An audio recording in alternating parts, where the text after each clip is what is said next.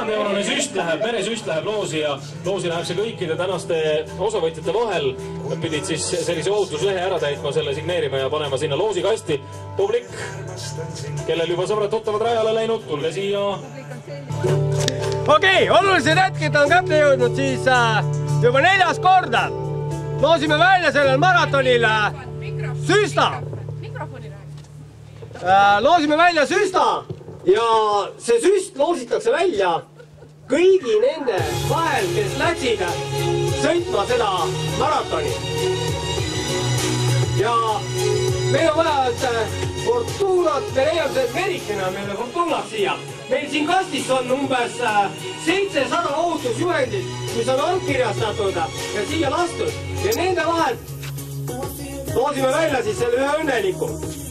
Nii, ma annan nüüd mikrofoni korraks käest ära, sest see asi nõuab segamist. Et kõik aus oleks! Ja nüüd üle selja järve ja siis vaatame, mis pinnale jääb selle võitja. Nii, silmad kinni, et ei vaata! Sobra! Võitja on selgunud. Jaa! Süsta võitja on Analooke, K2D, telefoninumber kohe olemas ja see paber läheb minu kasku. See mees ei tea veel, et ta võitis selle süsta.